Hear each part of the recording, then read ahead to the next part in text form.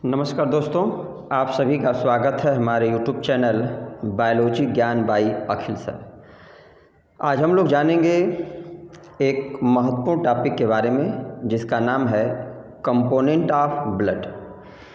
इसके पिछले वीडियो में हम लोग पढ़े थे ब्लड का एक तरीके से जनरल इंट्रोडक्शन।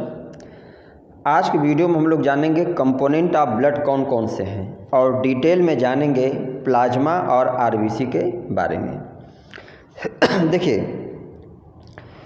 पिछले वीडियो में हम लोग पढ़े थे कि ब्लड क्या है, तो उसकी सबसे सिंपल जो कि डेफिनेशन आप लोग पहले भी पढ़े होंगे कि blood is a fluid connective tissue.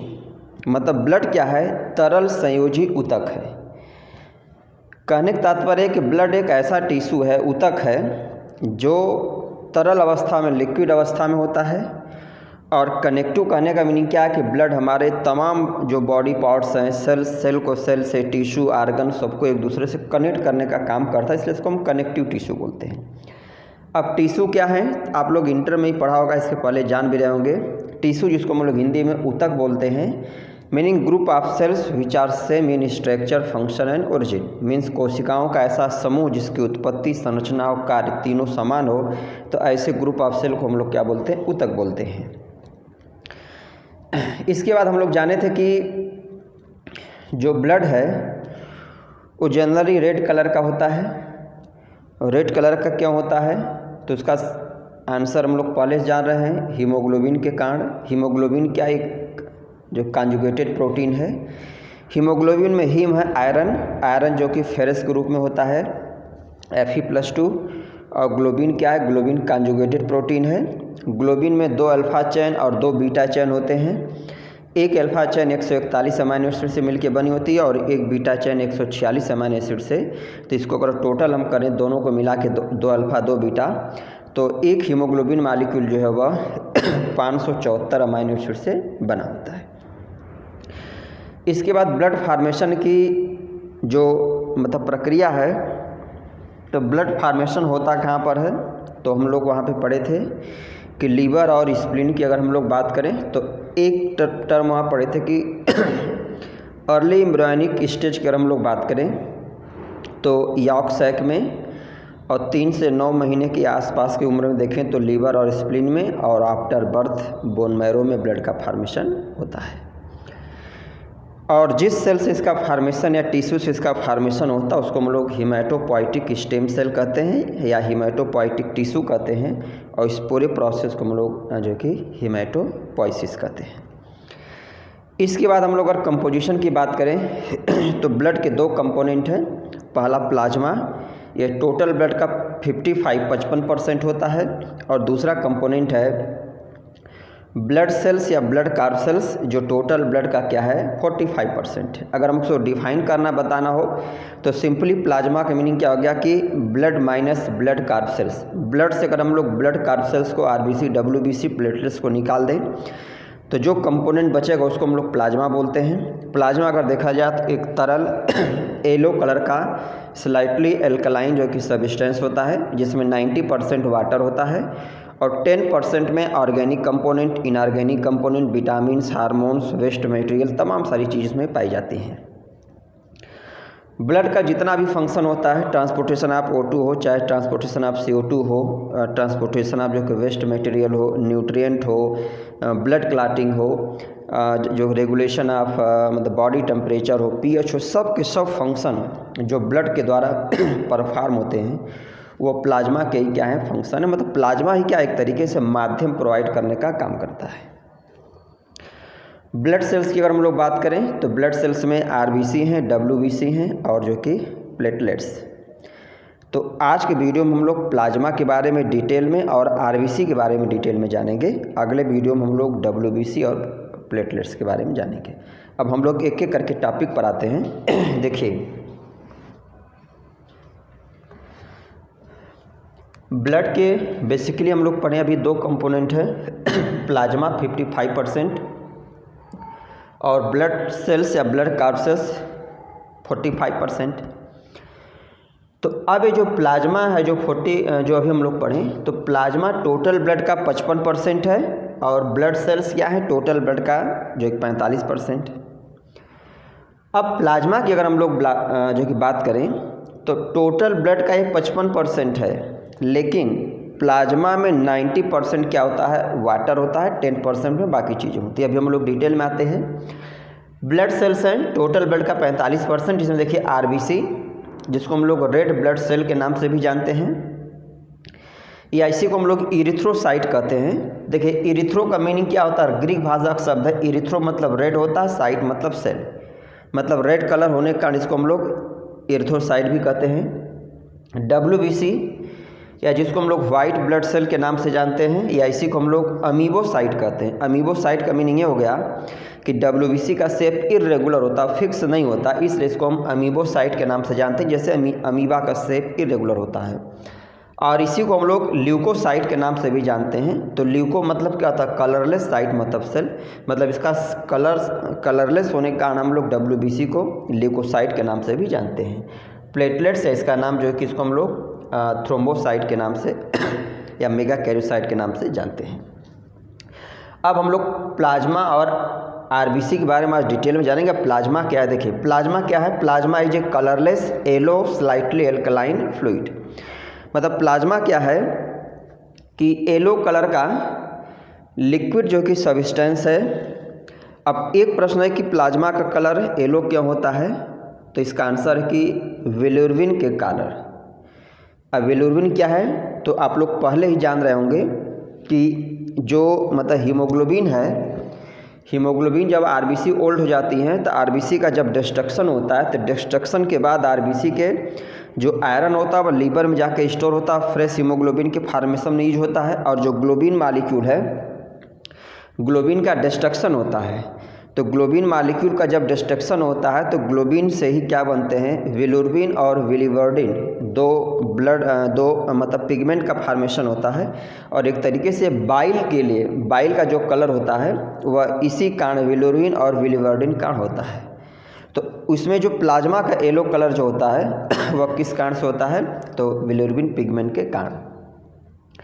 Plasma consist of 90% water.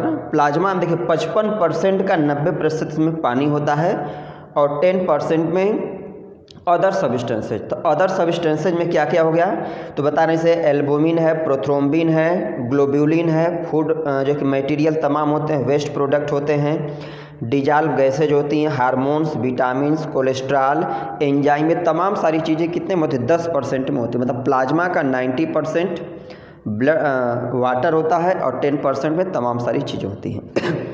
इसमें थोड़ा सा अगर हम लोग कोलेस्ट्रॉल का जिक्र करें तो कोलेस्ट्रॉल क्या है कि फैट जो कि डेरिवेटिव है, इसकी नॉर्मल मात्रा जो होती है ब्लड में 50 से 180 mg होती है पर 100 ml ब्लड। मतलब 100 ml ब्लड में एक स्वस्थ व्यक्ति में कोलेस्ट्रॉल की मात्रा जो होती है 50 से 180 mg होती है।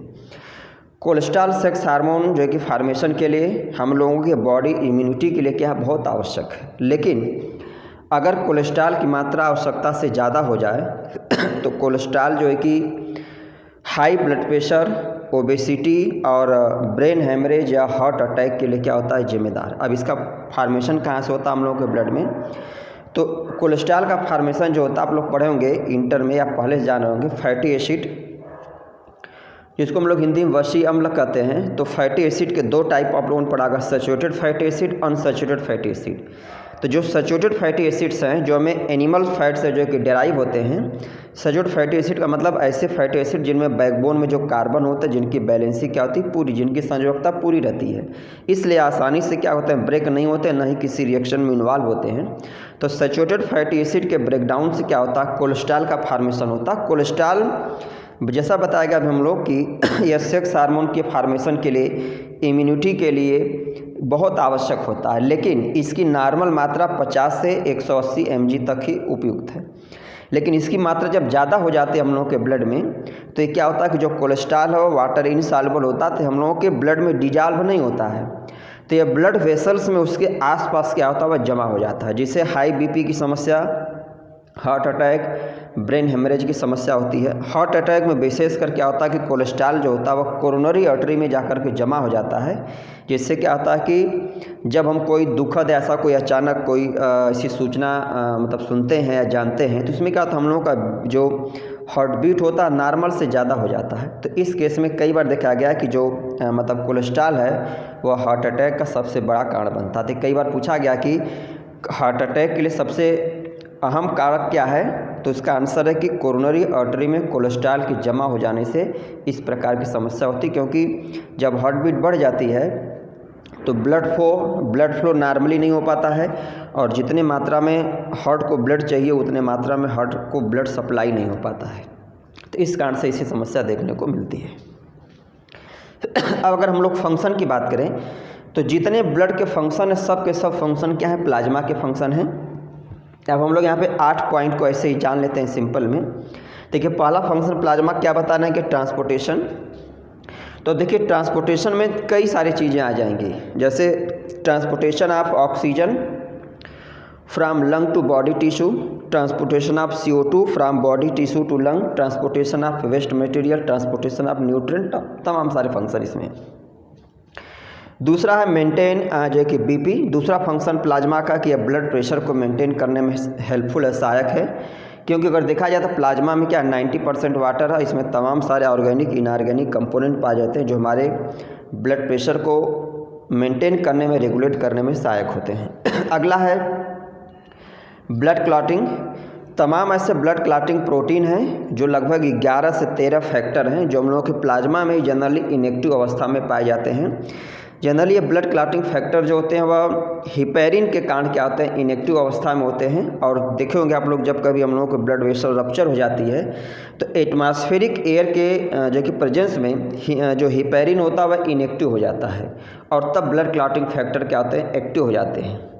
तो इसके ब्लड क्लॉटिंग के लिए क्या है, या ब्लड क्लॉटिंग में प्लाज्मा का अहम रोल होता है। चौथा इम्यूनिटी या इम्यून सिस्टम।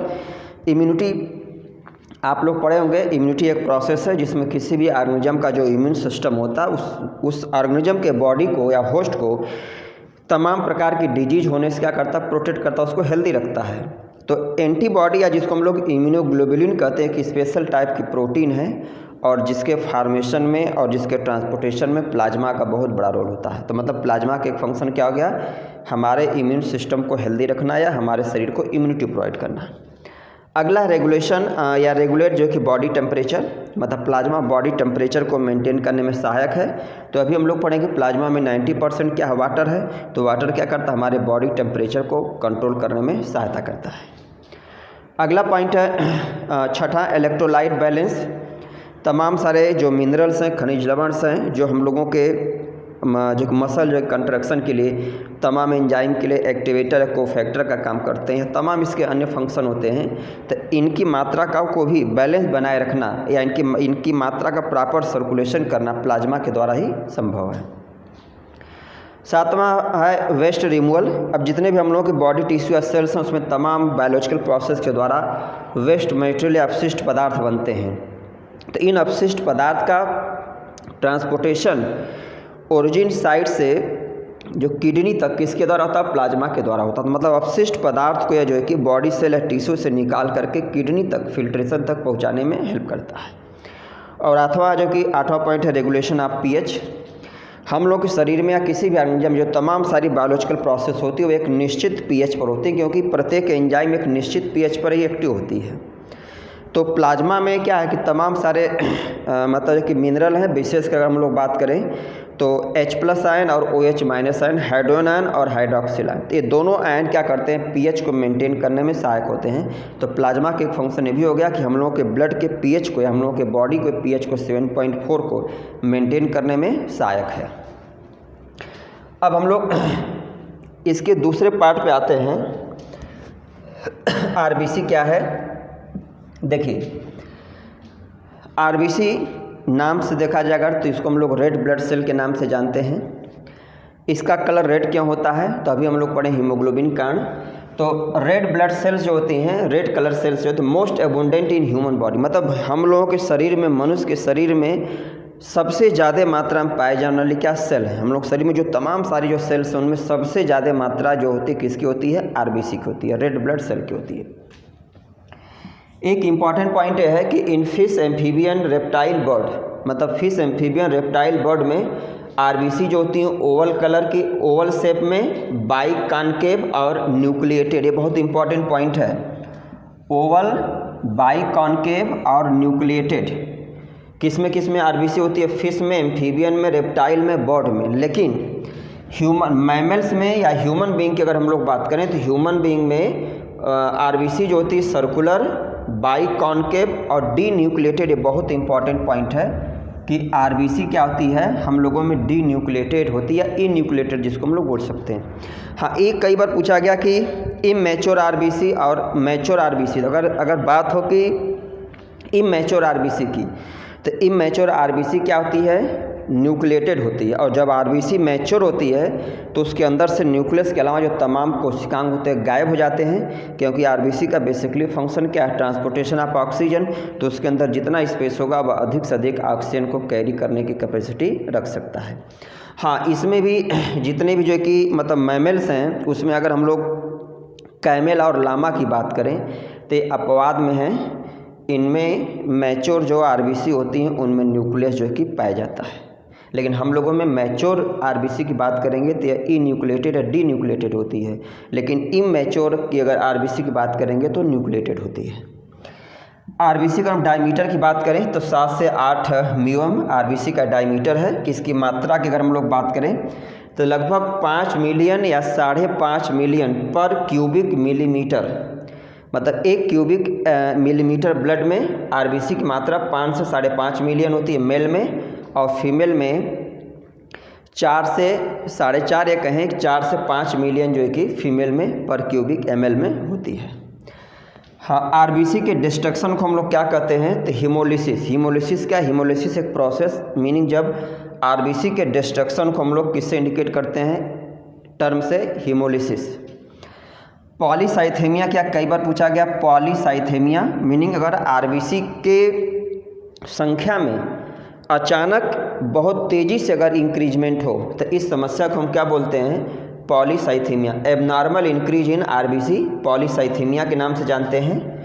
और इरिथ्रोसाइटोपिनिया क्या है? तो decrease in number of RBC. RBC के नंबर में अगर गिरावट होने लगे अचानक या किसी पर्टिकुलर फैक्टर के कारण, तो इस समस्या को हम इरिथ्रोसाइटोपिनिया बोलते हैं, मतलब decrease in number of RBC. अगला पॉइंट है किडनी हार्मोन। एक किडनी हार्मोन है, मतलब जब ऑक्सीजन का स्ट्रेस होता है, ऑक्सीजन की कमी में किडनी जो होती है एक हार्मोन बनाती है जिसको हम लोग इरिथ्रोपोइटिन बोलते हैं। और एक हार्मोन जो है क्या करती है? बोन मैरो को आरबीसी फार्मेशन के लिए क्या करती है? पुश करती है। तो इरिथ्रोपोइटिन क्या एक हार्मोन है जो किडनी से बनता है विशेषकर ऑक्सीजन के स्ट्रेस कंडीशन में। और यह इरिथ्रोपोइटिन जो हार्मोन है वह बोन मैरो को आरबीसी फार्मेशन के लिए पुश करता है। कलर की बात करें तो आरबीसी जब सिंगली अगर आरबीसी है तो येलो कलर की, सिंगल आरबीसी येलो कलर की दिखाई देती है। और रेड जो आरबीसी जब ग्रुप में होती हैं, बल्क ग्रुप में होती हैं, तब रेड कलर की दिखाई देते हैं। किसके कारण? हीमोग्लोबिन का। मतलब आरबीसी जब सिंगली होती है तो सिंगल आरबीसी येलो कलर की दिखाई देगी, जब आरबीसी ग्रुप में बल्क में होती है तो हीमोग्लोबिन के कारण इसका कलर जो होता है रेड होता है। आरबीसी फार्मेशन अगर हम लोग बात करें तो इरिथ्रोपोइसिस एक प्रोसेस है जिसके द्वारा आरबीसी का फार्मेशन होता है। कहाँ पे होता है? Bone marrow. ये हम लोग पहले जान रहे हैं। आरबीसी का फार्मेशन अगर हम लोग बात करें जन्म के पहले अगर हम लोग बात करें तो लीवर स्प्लीन में, और आफ्टर बर्थ आरबीसी का फार्मेशन बोन मैरो में होता है। एक चीज़ और है कि आरबीसी फार्मेशन के लिए विटामिन B12 और फोलिक एसिड बहुत इंपॉर्टेंट है। मतलब vitamin B12 folic acid RBC formation के लिए आवश्यक फैक्टर है।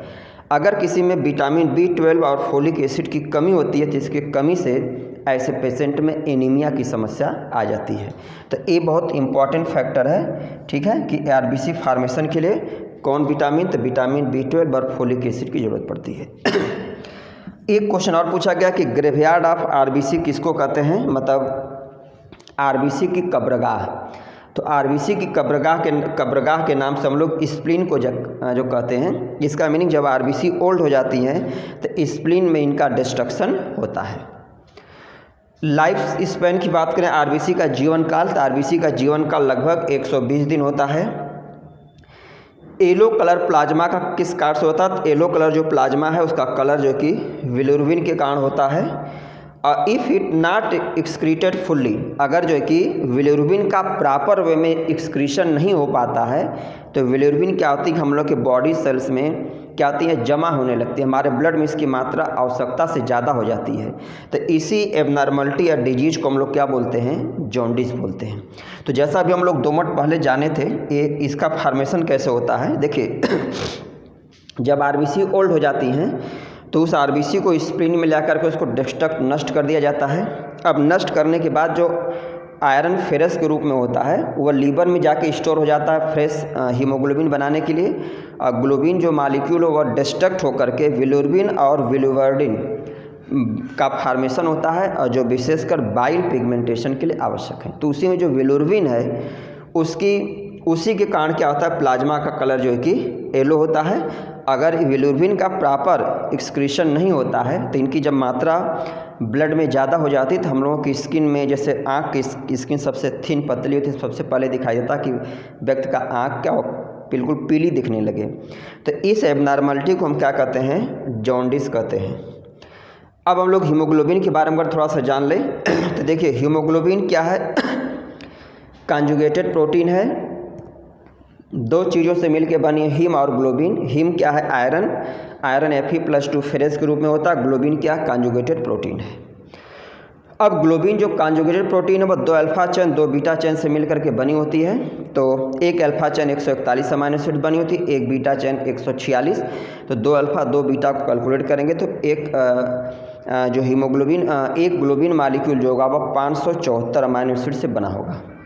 एक चीज़ और बहुत जो कि इंटरेस्टिंग है कि एक आरबीसी में 270 मिलियन, एक आरबीसी में 270 मिलियन हीमोग्लोबिन मालिक्यूल होते हैं, और एक हीमोग्लोबिन मालिक्यूल के अंदर 4 ऑक्सीजन को कैरी करने की क्षमता होती है। तो इस आधार पर अगर हम लोग देखें तो 1120 मिलियन एक आरबीसी के द्वारा क्या होता है, 1120 मिलियन जो है कि ऑक्सीजन मालिक्यूल को कैरी करने की कैपेसिटी या क्षमता होती है। अब हीम एक इम्पॉर्टेंट पॉइंट ये भी दिया है, हीम सिंथेसिस, हीम जो हीमोग्लोबिन में हीम जो आयरन है इसकी सिंथेसिस कहाँ पे होती है, बहुत इंपॉर्टेंट प्रश्न ये है। तो हीम का सिंथेसिस माइटोकॉन्ड्रिया में होता है। किससे, इसका प्रिकर्सर क्या है, एस्टिक एसिड और ग्लाइसिन। मतलब एस्टिक एसिड और ग्लाइसिन की उपस्थिति में हीम का फॉर्मेशन माइटोकॉन्ड्रिया में होता है। ग्लोबिन क्या है, तो ग्लोबिन जो प्रोटीन इसका formation ribosome of endoplasmic reticulum, endoplasmic reticulum के राइबोसोम से ग्लोबिन का फॉर्मेशन होता है। और अभी हम लोग पढ़ें कि ग्लोबिन क्या है, 2 अल्फा और 2 बीटा चेन से बना होता है।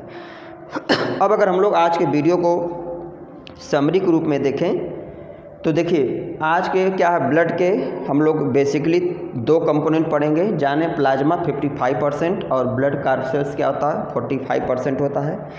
प्लाज्मा का 90% वाटर होता है और 10% में ऑर्गेनिक कंपोनेंट, इनऑर्गेनिक कंपोनेंट, तमाम सारे प्रोटीन्स हैं, डिजॉल्व गैसेज हैं, हार्मोन्स, एंजाइम्स और वेस्ट मटेरियल होते हैं। और जो ब्लड सेल्स हैं इसमें आरबीसी, डब्ल्यूबीसी और प्लेटलेट्स हैं। तो आज हम लोग प्लाज्मा के बारे में डिटेल जाने, इसका फंक्शन, और आरबीसी के बारे में डिटेल में जाने। अगर आरबीसी के फंक्शन की बात हम लोग करें या हीमोग्लोबिन के फंक्शन की बात, तो इनका विशेष फंक्शन क्या है कि हीमोग्लोबिन का सबसे मेन फंक्शन क्या है, ट्रांसपोर्टेशन ऑफ ऑक्सीजन, ऑक्सीजन का परिवहन करना है। सेकेंडरी फंक्शन हीमोग्लोबिन का क्या है, ट्रांसपोर्टेशन ऑफ CO2। मतलब जब हीमोग्लोबिन ऑक्सीजन से बांड बना करके उसको लंग में ले आता है तो लंग में ऑक्सीजन का कंसंट्रेशन लो होने से क्या होता है कि Hb और O2 टूट के अलग हो जाते हैं। तो ऑक्सीजन का यूज बॉडी सेल या टिश्यू में हो जाएगा। अब जो हीमोग्लोबिन फ्री हो जाता है तो हीमोग्लोबिन फिर कार्बन डाइऑक्साइड से बांड बना के उसको कहाँ पे लेके आता है, लंग में ले आता है। तो हीमोग्लोबिन का 2 फंक्शन, सबसे मेन प्राइमरी फंक्शन क्या है, transportation of oxygen from lung to body tissue, और सेकेंडरी फंक्शन है transportation of CO2 from body tissue to lung. और लंग में CO2 आने के बाद उसको हम लोग एक्सेल कर देते हैं। ठीक है, प्लाज्मा का हम लोग 8-10 फंक्शन पढ़े। अब हम लोग अगले वीडियो में डिटेल में जानेंगे WBC के बारे में। जैसे RBC के बारे में आज जाने, वैसे WBC के बारे में तमाम सारा जो कि इंटरेस्टिंग पॉइंट को जानेंगे, और इसके साथ साथ जो कि ब्लड प्लेटलेट्स के बारे में। हाँ, वीडियो उम्मीद आप लोगों को अच्छी लगेगी। आप लोग वीडियो को बिना स्किप किए हुए कंसंट्रेट होकर देखिए। अगर लगता है कि नहीं वीडियो अच्छा बना है तो आप लोग हमारे चैनल को अधिक से अधिक लाइक करिए, सब्सक्राइब करिए, कमेंट करिए, जिससे हमें एक फीडबैक, एक एनर्जी मिलती रहे। धन्यवाद।